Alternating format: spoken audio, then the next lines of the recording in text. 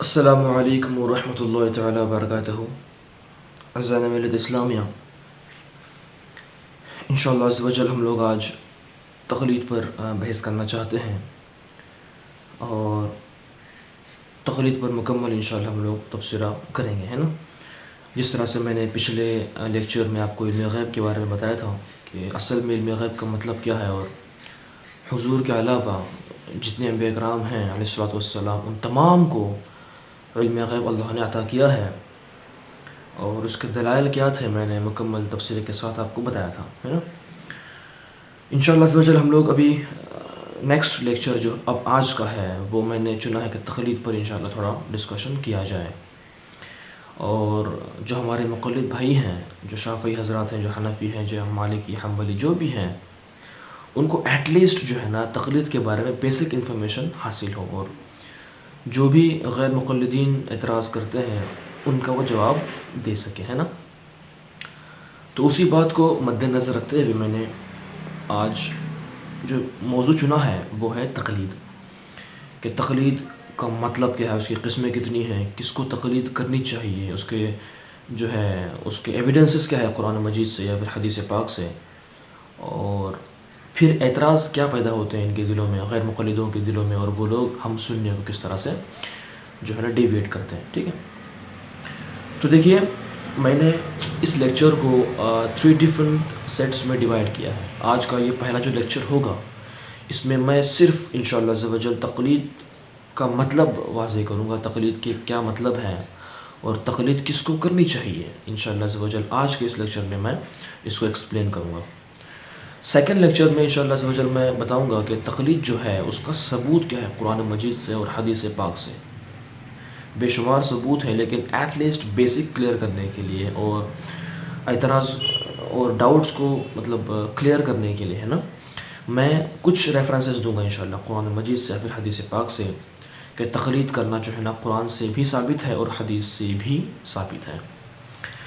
اور third and last lecture جو ہمارا ہوگا انشاءاللہ اس پہ میں ڈسکس کروں گا کہ غیر مقلدین کون کون سے اعتراضات پیش کر سکتے ہیں، اور سنیوں کو جو ہے نا وہ کیسے ڈیویٹ کر سکتے ہیں۔ مثال کے طور پر ایسے کہ وہ لوگ بھی کچھ ایویڈنسز پیش کرتے ہیں کہ نہیں دیکھو، اس حدیث سے یہ ثابت ہوا کہ تقلید جائز نہیں ہے، قرآن مجید کی اس آیت کریمہ سے ثابت ہوا کہ تقلید جائز نہیں ہے، تو ہم لوگ ان کے اعتراض کا جواب کس طرح دیں اور وہ کیا کیا اعتراض پیش کر سکتے ہیں، ہم لوگ اس پہ ڈسکس کریں گے۔ تو لیکچر بہت بڑا ہوگا اگر ایک ساتھ ہم نے اس کو ڈسکس کیا تو اس لیے میں نے 3 الگ الگ جو ہے نا لیکچرز میں اس کو سیٹ کیا ہے۔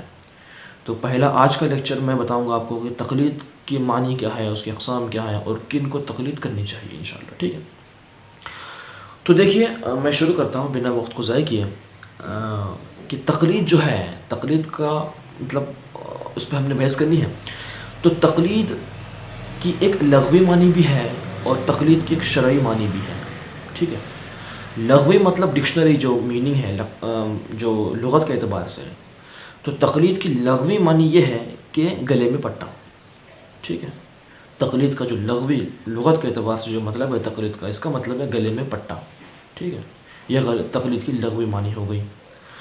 بات ہے تقلید کی شرعی معنی کی طرف۔ تو تقلید کا شرعی مطلب کیا ہے کہ کسی ایک کی بات کو ماننا بنا کسی حجت کے، بنا کسی دلیل کے، اسے ایک اہل تحقیق مان کر، یعنی کہ اگر مثال کے طور پر میں نے کسی کی ایک کی بات کو مان لیا اور اس کی میں نے دلیل کی اس سے جو ہے نا گنجائش نہیں رکھی، اور وہ تحقیق کار ہے، وہ مجتہد ہے، وہ تحقیق میں اہل تحقیق میں سے ہے، تو اب اس کی بات کو بنا کسی حجت کے ماننا یہ تقلید کہلاتا ہے، ٹھیک ہے۔ اب تقلید کی معنی یہ بھی ہوتی ہے کہ کسی شخص کا اپنے غیر کی اطاعت کرنا۔ یہ میں جو ہے نا ریفرنس کے ساتھ بتا رہا ہوں، امام غزالی نے کتاب المستصفیٰ کے اندر اس بات کو لکھا ہے کہ اپنے سے کسی غیر کی اطاعت کرنا بنا کسی حجت کے اور بنا کسی دلیل کے، اسے اہل تحقیق میں سے مان کر، اس کو ہم تقلید کہتے ہیں۔ اور اس کو عربی میں کچھ اس طرح لکھا کہ التقلید هو قبول قول بلا حجہ، کہ تقلید وہ ہے کہ کسی کی بات کو قبول کرنا بنا کسی حجت کے، اسے ہم تقلید کہتے ہیں۔ مسلم ثبوت میں بھی اس بات کو ایسے لکھا گیا کہ التقلید العمل بقول الغیر من غیر حجت، ٹھیک ہے، ایسا عمل اور مطلب بنا کسی حجت کے کسی کی بات کو مان لینا اور اس پہ عمل کرنا، وہ تقلید کہلاتا ہے۔ اب ظاہر سی بات ہے کہ غیر مقلدین پھر یہ اعتراض کرتے ہیں کہ اگر ہم اپنے امام کی تقلید کو بنا کسی دلیل کے مانتے ہیں تو ہم حضور کے مقلد کیوں نہ ہوئے؟ تو اس کا ثبوت، اس کی دلیل یہ ہے کہ ہم حضور کے امتی ہیں، ہم حضور کے مقلد نہیں ہیں۔ میں نے کیا کہا کہ تقلید کا مطلب یہ ہے کہ کسی کی بات کو بنا دلیل کے ماننا، یعنی کہ اگر کوئی شخص، اگر کوئی مجتہد اگر کوئی بات کرتا ہے تو ہم نے اس کی بات کو دلیل نہیں مانگی کہ بتا قرآن میں اس کے بارے میں کہاں کیا لکھا ہے، حدیث میں اس کے بارے میں کیا لکھا ہے، ایسا نہیں کہا ہم نے اس کی بات کو بنا دلیل کے مان لیا تو اس کو ہم نے تقلید کہا۔ لیکن حضور کی جو بات ہے وہ بظاہر خود دلیل ہے۔ اگر حضور کوئی بات کرتے ہیں، اگر حضور کوئی بات پیش کرتے ہیں تو وہ ہمارے لیے دلیل ہے۔ تو جب حضور کی بات دلیل ہوئی تو بنا دلیل کے ماننے کا ذکر کہاں سے آ گیا؟ تو پتہ چلا کہ ہم حضور کے مقلد نہیں بلکہ ہم حضور کے امتی ہیں۔ صحابہ حضور کے مقلد نہیں بلکہ صحابہ حضور کے امتی ہیں، ٹھیک ہے۔ اب ایک بات یاد رہے کہ ہم حضور کی بات کو دلیل شرعی سے ایکسیپٹ نہیں کرتے۔ مطلب یہ کہ اگر حضور نے کوئی بات کر دی تو وہ ہمارے لیے دلیل شرعی کے اعتبار سے نہیں بلکہ وہ بات خود دلیل ہے، مطلب خود ہمارے لیے ایک ریفرنس ہے، خود دلیل ہے، ہم ان کی بات کو دلیل سمجھ کر مانتے ہیں، ٹھیک ہے۔ اور جو تقلید ہم کرتے ہیں، جو ہم اپنے مجتہد اپنے امام کی بات مانتے ہیں تو وہ ان کی بات کو بنا دلیل کے ایکسیپٹ کرتے ہیں۔ تو کیا پتہ چلا کہ ہم حضور کے جو ہے نا وہ مقلد نہیں ہیں، ہم حضور کے امتی ہیں۔ اب ظاہر سی بات ہے ایک عالم کی اطاعت تقلید نہیں ہو سکتی ہے۔ مثال کے طور پر اگر کوئی کہے گا کہ اگر تم نے یہ کہا کہ بنا کسی دلیل کے کسی عالم کی کسی کی بات کو ماننا تقلید ہے، تو آج ایسے کئی ان پڑھ لوگ ہیں جو علماء کرام سے سوالات کرتے ہیں، ان سے مسائل کا مطلب پوچھتے ہیں، تو علماء کرام اگر انہیں جوابات دیتے ہیں تو ان میں قابلیت نہیں ہے، جس نے سوال کیا کسی عالم سے تو اس میں قابلیت نہیں ہوتی ہے کہ جا کر خود تحقیق کرے کتابوں کے اندر اور ڈھونڈے۔ تو اگر کوئی عالم اسے کہتا ہے کوئی مسئلے کے بارے میں تو اس نے اندھا دھن اس کی تقلید کر لی، اس کی بات کو مان لیا، تو اب وہ مقلد کیوں نہ ہوا؟ تو کیا پتہ چلا کہ یہ بات ان کا یہ جو محض استدلال ہے وہابیوں کا، غیر مقلدین کا، تو یہ بالکل غلط ہے۔ اس کی وجہ یہ ہے کہ جو بھی امام اپنی طرف سے جو مسئلہ بتاتا ہے نا، مثال کے طور پر اگر ایک امام نے ایک مسئلہ بتا دیا تو ہم اس کے مقلد نہیں ہوئے اس کی بات کو، جب کہ ہمیں اتنا علم نہیں ہے کہ ہم خود جا کر کتابوں کے اندر تلاش کریں، ایسا ہمارا علم نہیں ہے۔ لیکن اگرچہ کوئی امام اپنی طرف سے کوئی بات کرتا ہے، کسی مسئلے کا مطلب ازالہ کرتا ہے ہمارے لیے، تو وہ امام کتابوں کو فالو کرتا ہے، وہ امام کتابوں کو فالو کرتا ہے اور کتابوں کو فالو کر کے، کتابوں کو دیکھ کر اس میں سے مسئلے کو نکال کر پھر وہ ڈسکس کرتا ہے اور پھر ہمیں جوابات بتاتا ہے۔ تو یہ سمپل سی بات ہے۔ تو اب یہاں پر ہم مقلد نہیں ہیں اس کے، ٹھیک ہے، ہم اس کے مقلد ہرگز نہیں ہیں، ہم اس کے مقلد نہیں ہیں، بلکہ جو ایک عالم ہوتا ہے دور کا، وہ مسئلے کو کتابوں سے نکالتا ہے تو وہ اب مجتہد نہیں ہوا، اور تقلید صرف مجتہدین کے لیے ہے، ہم غیر مجتہد کی تقلید نہیں کر سکتے ہیں۔ تو کیا پتہ چلا کہ اگر کوئی عالم دین کوئی مسئلے کو بتاتا ہے ہمارے لیے تو اس کا مطلب یہ نہیں ہے کہ ہم اس کے مقلد ہیں، بلکہ اس نے کتابوں کو پڑھ کے مسائل کو نکالا اور پھر ان مسائل کو ہمیں بتایا، اور اب ہم نے اس کی بات کو مانا، جبکہ جو مسئلہ اس نے دیکھا ہے وہ مسئلہ مجتہد کا ہی حل کیا ہوا ہے، تو بظاہر ہم نے تقلید مجتہد کی ہے، بات اس عالم کی مانی ہے، تو بات عالم کی ماننا، ہم نے عالم کی پیروی کی ہے اور ہم تقلید امام کی کرتے ہیں۔ مثال کے طور پر اگر کوئی عالم دین کوئی غلط مسئلہ بتاتا ہے کتابوں سے پڑھ کر تو اس کی باتوں کو نہیں مانا جائے گا، اور کسی عالم دین کا قیاس بھی قبول نہیں ہے سوائے مجتہد کے۔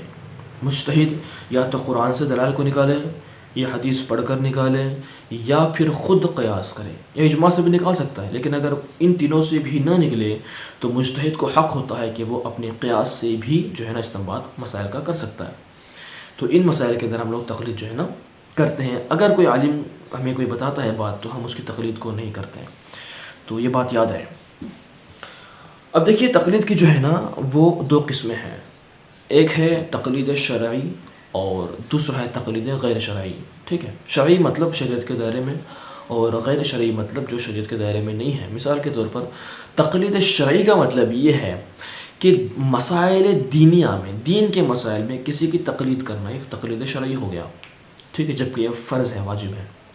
اور تقلید غیر شرعی، تو تقلید غیر شرعی مطلب وہ تقلید جو دنیاوی اعتبار سے ہوتی ہے۔ مثال کے طور پر اگر کوئی سائنٹسٹ کوئی ایک بات اسپیسیفکلی مینشن کرتا ہے کہ یہ بات ایسی ایسی ایسی ایسی ہے، تو اب اسٹوڈنٹس جو لوگ ہیں تو وہ اس کی بات کو مان لیتے ہیں نا، مان لیتے ہیں اس کی بات کو، جبکہ وہ بھی ایک قسم کی تقلید ہی ہو گئی ہے، اس کی بات کو بنا دلیل کے مان لینا، ٹھیک ہے، یا پھر اس کی بات کو دلیل سمجھ کے مان لینا، ہے نا، جبکہ نیچر میں وہ چیز موجود ہے، جبکہ نیچر خود ہمارے لیے ایک ریفرنس ہے، ایک دلیل ہے، لیکن عالم ایک سائنٹسٹ نے اس کو ڈسکس کیا، اس پہ ریسرچ کیا، اور اس پہ سے کچھ باتوں کو اس نے پتہ لگایا خود اپنے ذہن سے، تو اس کی بات کو ہم نے مان لیا کسی بھی دلیل کو نہ مانگتے ہوئے۔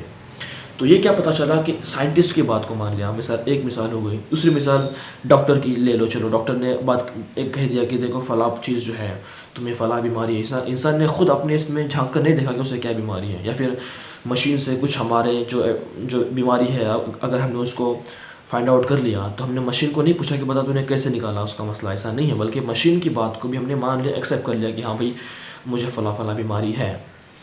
تو کیا پتہ چلا کہ اس کو بھی تقلید کہتے ہیں، لیکن وہ تقلید غیر شرعی ہے، اس کی حد سے دنیا تک ہے۔ اور تقلید شرعی مطلب وہ تقلید جو دینی مسائل کے اندر ہوتی ہے، اسے ہم تقلید شرعی کہتے ہیں، ٹھیک ہے۔ اب ایک بات یہاں پر اور ظاہر رہے کہ تقلید شرعی میں صرف جائز تقلید کو کیا جائے گا۔ مثال کے طور پر ہمارے باپ دادا جو ایسے لوگ ہیں، ہمارے ایسے ہوتے ہیں گھر کی عورتیں جو کئی سالوں سے وہ ان کے اس میں کئی ایسے رواج ہوتے ہیں کہ جو رواج جو ہے جائز نہیں ہے کرنا، ٹھیک ہے، ایسے کئی رواج انہوں نے پیدا کیے ہیں، شادی کے رواج ہیں یا پھر بچے پیدا ہونے کے بعد ایسے کئی رواج اور رسومیں انہوں نے ایسی پیدا کر کے رکھی ہیں کہ وہ تقلید میں آتی ہیں لیکن وہ غیر شرعی ہے، ان کا دین سے اگر کوئی تعلق نہیں ہے، اگر وہ حرام ہے تو اب ان کی تقلید کو کرنا بالکل بھی جائز نہیں ہوگا، اس بات کو یاد رکھیں۔ اور غلط تقلید بالکل جائز نہیں بلکہ وہ ناجائز و حرام ہے، ٹھیک ہے، جس طرح سے قرآن پاک نے فرمایا کہ وَإِن جَاهَدَاكَ عَلَىٰ أَن تُشْرِكَ بِي مَا لَيْسَ لَكَ بِهِ عِلْمٌ فَلَا تُطِعْهُمَا۔ قرآن فرماتا ہے کہ اور اگر وہ تجھ سے کوشش کرے کہ تو میرا شریک ٹھہرا اس کو جس کا تجھ کو علم نہیں، تو ان کا کہنا نہ مان۔ اگر اس آیت کو ریفرنس بنا کر اگر غیر مقلد یہ کہتا ہے کہ تقلید جائز نہیں، تو یہ محض دھوکہ ہے۔ وجہ یہ ہے کہ اس آیت کریمہ کے اندر تقلید غیر شرعی مطلب وہ تقلید جو ناجائز ہے اس کا انکار کیا گیا۔ مثال کے طور پر ایک اور آیت کریمہ جو ہے نا آپ سن لیں، بسم اللہ الرحمن الرحیم، وَإِذَا قِيلَ لَهُمُ اتَّبِعُوا مَا أَنزَلَ اللَّهُ قَالُوا بَلْ نَتَّبِعُ مَا أَلْفَيْنَا عَلَيْهِ آبَاءَنَا، اور جب ان سے کہا جاوے کہ اللہ کے اتارے ہوئے پر چلو تو کہیں گے بلکہ ہم تو اس پر چلیں گے جس پر اپنے باپ دادا کو پایا۔ تو غیر مقلدین کچھ دفعہ اس آیت کریمہ کو پیش کرتے ہیں اور کہتے ہیں کہ دیکھو تم نے کیا کہا کہ ہم نے اپنے عالم کی بات کو مانی، مطلب اپنے آبا کی بات کو مانی، تو اب یہ تقلید ہو گئی نا۔ تو اس آیت کریمہ کے اندر تو خاص منع کیا گیا کہ اپنے باپ دادوں کی بات کو نہ مانو۔ کیا پتہ چلا کہ تقلید حرام ہے؟ نہیں، بلکہ یہ استدلال بھی غلط ہے۔ یہاں پر ان باپ دادا کی مثال دی گئی ہے جو غلط راستے کو بتاتے تھے، اور ہمیں اس بات کا دعویٰ ہے کہ ہمارے امام نے، امام شافعی ہو، امام ابو حنیفہ ہو یا مالکی حنبلی جو بھی ہوں، ان چاروں امام نے میں سے کسی نے بھی قرآن و حدیث کے خلاف کوئی بھی مسئلہ پیش نہیں کیا، قرآن و حدیث کے خلاف کوئی بھی بات نہیں کی۔ تو کیا پتہ چلا؟ یہ آیت کریمہ غلط بات بتانے والوں کے انکار کے رد میں ہے، ٹھیک ہے، کہ ان کے انکار میں ہے، یہاں پر صراحتاً تقلید کا انکار نہیں ہے۔ تو بات پتہ چلی کہ تقلید جو ہے وہ مجتہد کی جاتی ہے، ٹھیک ہے۔ چلو اب ایک بات ہے کہ تقلید اب کن مسائل میں کی جائے گی۔ آج کے اس لیکچر کا آخری موضوع ہے یہ کہ اب تقلید جو ہے وہ کن مسائل میں کی جائے گی۔ تو یاد رہے کہ تقلید شرعی کے 3 قسمیں ہیں اس کی، تقلید شرعی کی۔ پہلا ہے اعتقاد، ٹھیک ہے، دوسرا احکامات جو قرآن و حدیث سے صراحتاً ثابت ہوں اور ان میں اجتہاد کو کوئی دخل نہیں ہے، ٹھیک ہے، اور تیسرا ہے استنباط، مسائل کا استنباط کرنا، ٹھیک ہے۔ تو پہلا ہے اعتقاد، یعنی کہ اللہ ایک ہے، قرآن نے کہہ دیا قل هو اللہ احد، اللہ ایک ہے، اللہ کی بات کو مانو، محمد رسول اللہ، محمد اللہ کے رسول ہے، بات کو قرآن نے کہہ دیا، بات کو مانو۔ اب ان مسائل میں، ان باتوں میں تقلید بالکل بھی جائز نہیں ہے، جبکہ قرآن نے صراحتاً اس بات کا ذکر کر دیا۔ اب ان میں کسی بھی مسئلے کسی کی بات اگر کوئی یہ کہے کہ امام اعظم نے یہ کہا کہ اللہ ایک ہے تو مانو، تو یہ بات غلط. امام شافعی نے کہا کہ محمد اللہ کے رسول ہیں تو ان کی بات کو مانو، تو ایسا نہیں ہے، بلکہ قرآن نے کہا ہم اس لیے مانتے ہیں. تو تقلید جو ہے اعتقاد میں جو ہے نا بالکل بھی جائز نہیں ہے. دوسرا ہے احکامات میں جن کا صراحتاً ذکر ہے. مثال کے طور پر 5 نمازیں ہیں فرض، جس کا ذکر قرآن و حدیث سے سیدھے سیدھے ہے.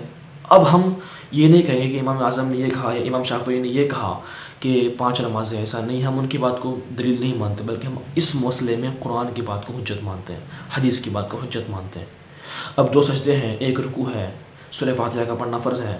یہ باتیں جو ہیں تو یہ مجتہد کی طرف ہم منسوب نہیں کرتے ہیں، ٹھیک ہے. ان باتوں کو جو ہے نا ہم لوگ قرآن و حدیث کی طرف منسوب کرتے ہیں کہ یہ ہمارے لیے بظاہر دلیل ہے. ان باتوں میں تقلید جائز نہیں ہے بلکہ حرام ہے، ٹھیک ہے.